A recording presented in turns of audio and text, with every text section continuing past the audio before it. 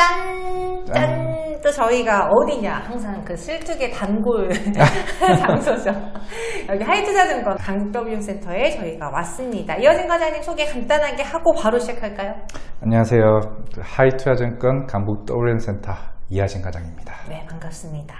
뭐 유튜브에서도 활동을 하시고 네. 매경, 한경 또 어디 나가요?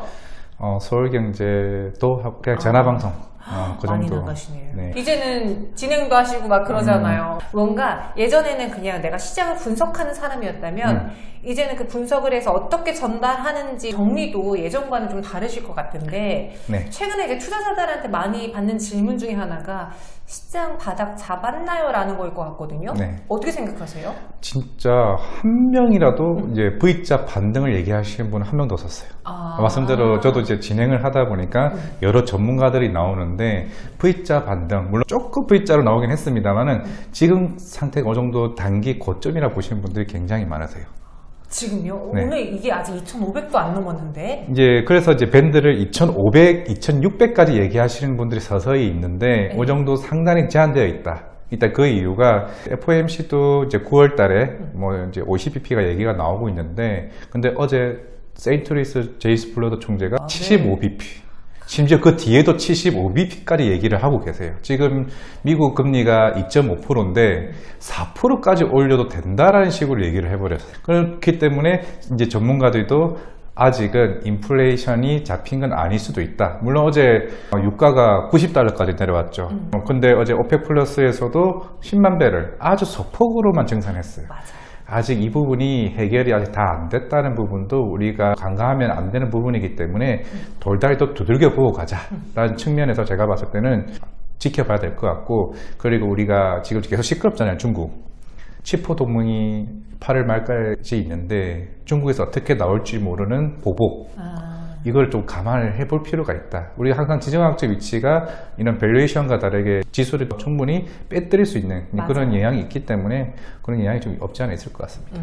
근데 말씀해 주신 것처럼 그 고점이 어느 정도 막혀 있다면 그 막혀 있는 이유 중에 하나가 인플레이션 경기 침체인데 왜 그렇게 파월 연준의장이라던가 뭐 바이든 대통령이라던가 그 미국 내에서는 경기 침체가 아닐 수 있다라는 이야기를 근거시하는 거예요? 아니면 좀 약간 시장을 잠재우려고 하는 거예요? 결국에는 선거겠죠.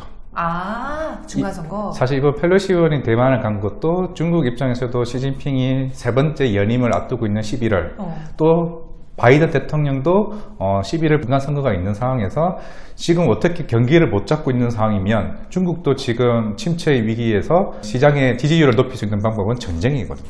갈등, 그러니까 외부에서 갈등을 만들어라. 네, 그래서 이번 시장에서는 이제 어제 시장이 올랐던 거는 에휴 그래 뭐 탱크가 오든 뭐 비행기를 날리든 결국에는 시장은 우리는 지지율을 높이기 위해서 쇼를 보여준 것 뿐이다. 결국 이제 이러면서 분위기를 띄워준 거죠. 결국 침체라는 말을 계속 아끼고 있잖아요. 바이든이든 파월이든 침체는 아니다.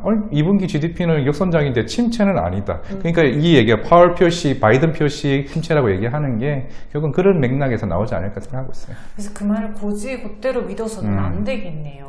근데 어제 이어서 오늘은 코스닥이 강했어요. 그리고 그 배경에는 뭐 게임주, 그동안 안 갔던 네카오까지도 오늘 카카오만 7% 올랐는데 많이 빠진 성장주, 특히나 게임 인터넷주에 대해서는 좀 이들도 바닥을 다진 거라고 보세요? 아니면 이 역시 단기 고점이에요? 오늘 수급의 흐름, 상승의 흐름들을 딱 하나씩 찾아보면은 쇼커버링의 종목들이 많이 올랐어요. 그동안 이제 공매도가 많았던 종목들. 그러니까 지금 시장 자체가 순환매예요. 최근에 2차전지 쭉쭉 올라던데 너무 부담스럽다. 그런데 시장을 더 올리고 싶은데 다른 종목으로 이제 순환매로 돌아갔던 시기. 그랬더니 오늘 시장에 얘기가 나왔던 게 카카오 심지어 실적도 안 좋았고 카카오페이가 지금 8조짜리 시총인데 뭐 매출은 1,000억, 2,000억 밖에 안 하는 회사가 이렇게 지금 올라가도 되는 건가? 라고 좀 생각을 해봤을 때 인터넷주도 제가 봤을 때 좀 차별화가 필요할 것 같기는 해요. 요 최근에 네이버 같은 경우는 좀 더 강한 상승이 나왔던 이유도 결국 미국 아마존이 생각보다 온라인 이커머스 쪽의 시장이 좋네? 라고 생각해버리니까 그동안 주가를 띄웠던 부분이 좀 없지 않아 있었나 생각하고 있고, 사실 게임주를 좀 더 깊게 얘기해보자고 하게 되면은 사실 오늘 게임주 같은 경우는 제가 볼 때 좀 단기적으로 보고 있습니다. 단기적으로? 제가 갖고 있는 게임주도요 오늘 몇십 프로 급등했는데 여전히 마이너스 50%예요. 저도 이제 김정희 앵커랑 같은 방송을 하고 있는 프로그램에서 게임주를 얘기를 했었지만은 저는 이제 그냥 4분기에 나올 콘솔 시장에 대한 흐름을 조금 봐야 될 것 같아요. 지금 뭐 NC 소프트 프로젝트 TL도 콘솔 게임 시장에 나오고 퍼러비스 붉은 사막도 퍼러비스 나오고 크래프톤 칼리스토 프로토콜이라는 이제 이것도 1,200억 이제 제작 비용이 들은 게임이 다 콘솔 시장에 나가요. 이게 전 세계 게임 시장이 200조인데 60조 시장입니다. 그러니까 우리나라에서는 한 번도 아직 이 콘솔 시장에 나간 적이 없어요. 근데 시장은 여기서 기대감을 갖고 있는데 안 오는 이유는 그만큼 진입장벽이 높아요. 북미 시장이나 일본 시장이 이걸 잡아주고 있는 시장이기 때문에 일본이 워낙 이제 이쪽에 강세를 보이는데 과연 한국 시장에 들어가서 될까? 그 진입장벽을 넘길 수 있을까? 봐봐요. 우리 퍼러비스 검은 사막 이제 중국 진출했다 실패하니까 주가 완전 작살났죠. NC 소프트 블레이드 앤 소울 작년에 출시했다가 또 안 되니까 또 작살났죠.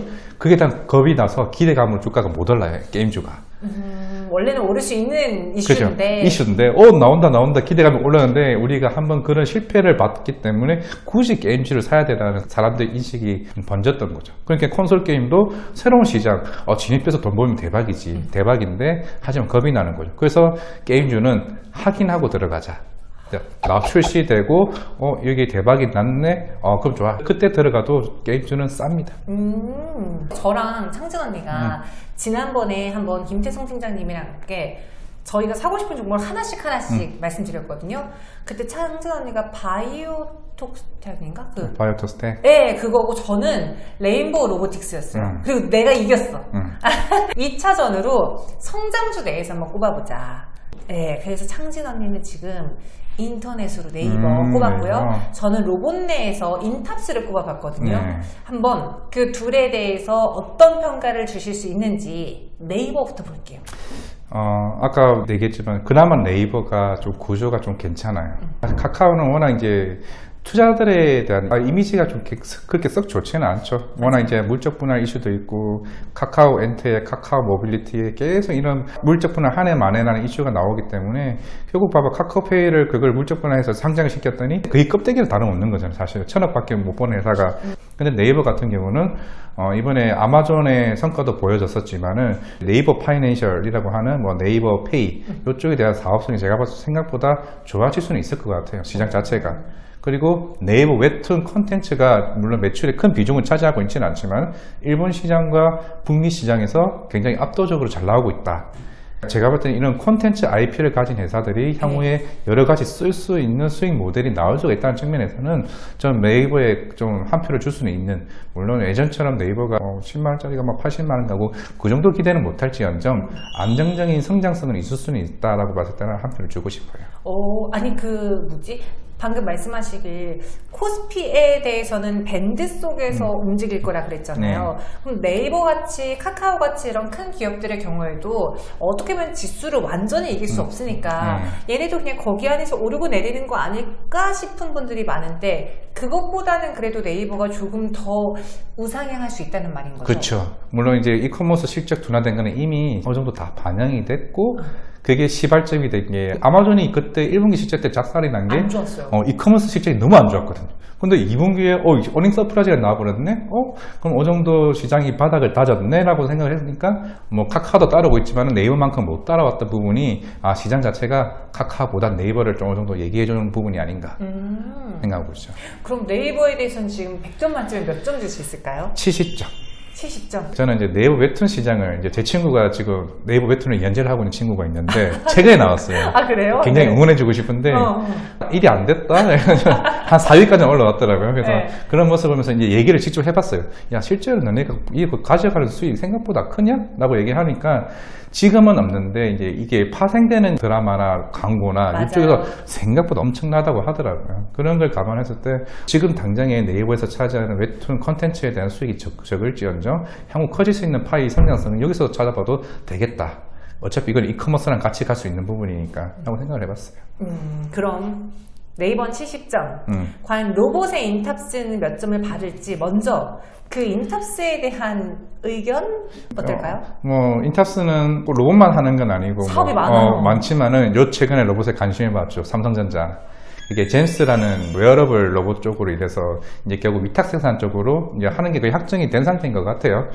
저도 이제 어제 다른 프로그램에서 로봇 산업을 좀 깊게 봤는데 로봇 산업은 크게 될 가능성이 굉장히 높습니다. 그럴 것 같아요. 네, 지금 시장에서 얘기하는 요 대만 사건, 이번 대만 간 이유는 칩포 동맹 다 포함해서 반도체 굴기를 얘기하지만 결국 미국은 중국을 견제하는 이유는 로봇입니다. 그래요? 아니 근데 미국이 중국을 견제할 만큼 중국의 로봇 시장이 커요? 엄청 큽니다. 이미 거의 50%는 중국에서 소비가 나와요. 아, 저는 일본인 줄 알았어요. 일본은 기술력. 그래서 한국이랑 중국에 대한 산업용 로봇에 대한 경쟁 우위는 약해요. 근데 생산량은 중국이 대박이야. 근데 중국은 일본의 기술, 뭐 야스카와나 화낙 같은 글로벌 1, 2위 기술을 가진 일본 회사의 수입을 다 해와요. 그거를 미국에서 이걸 전면 차단시키고 싶은 거지. 그리고 로봇에 반도체가 굉장히 많이 들어가죠. 그러니까 대만부터 시작해서 다 막으려고 하는 거예요. 이게 중국은 2025년 새로운 신성장 먹거리를 로봇입니다. 2025년. 해봐야 2년 반밖에 안 남았잖아.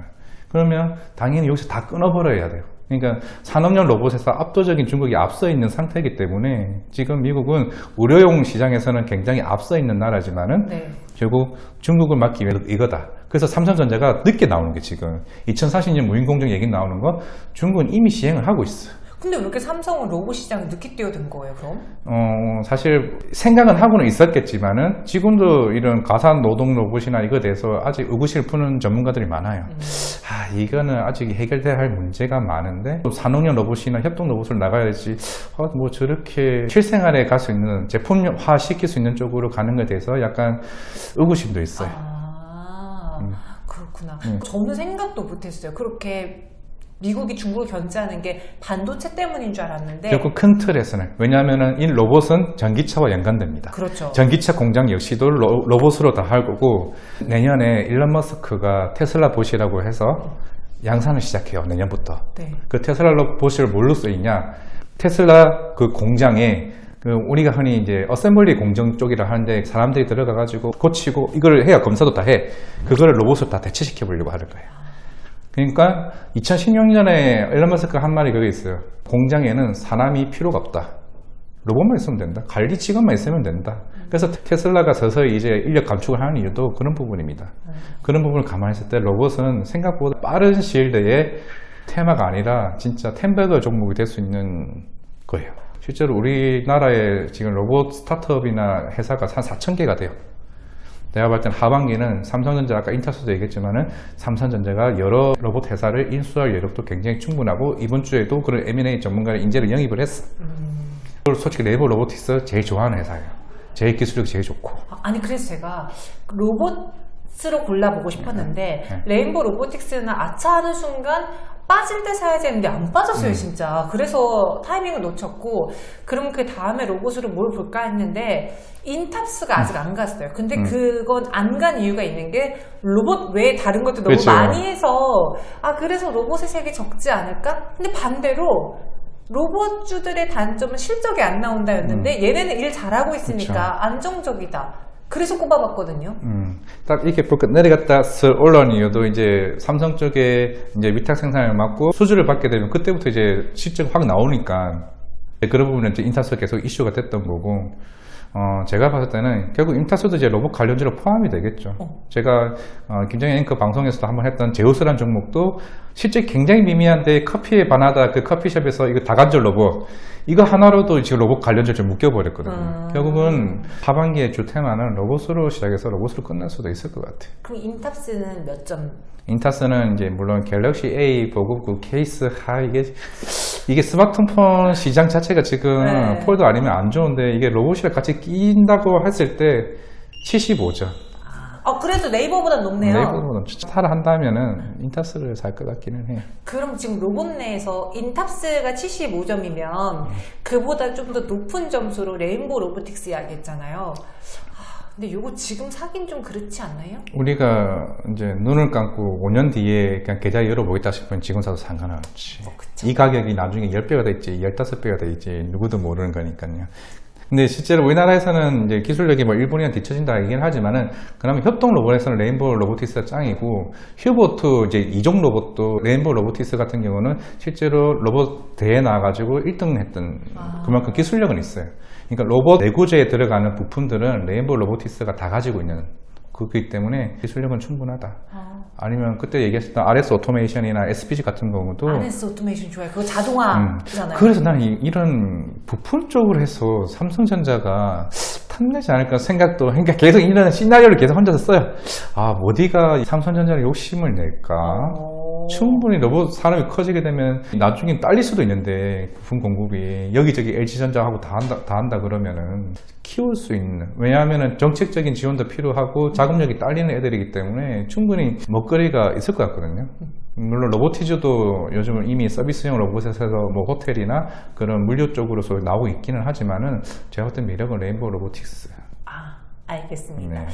오늘 성장주의 흐름이 좋기 때문에 네. 저희가 한번 성장주 내에서 각각 사고 싶은 종목 골라봤어요. 요즘 뭐 네이버의 흐름도 좋아서 지금 창진 아나운서가 2주 전부터 그걸 눈여겨봤는데 안 사는 동안 너무 많이 올랐다고 지금 힘들어하고 있거든요. 네이버 그리고 인탑스 성장주 고민하셨던 분들은 참고해 보시면 좋을 것 같습니다. 그럼 과연 이 편에서는 또 어떤 이야기를 할까요, 우리가? 플러스 로봇, 오늘 또 흐름 좋았던 바이오, 이쪽 종목을 한번 체크해 보겠습니다. 알겠습니다. 네. 그럼 저희는 이 편에서 그때는 이화진 과장님의 종목으로 찾아올게요. 안녕. 네.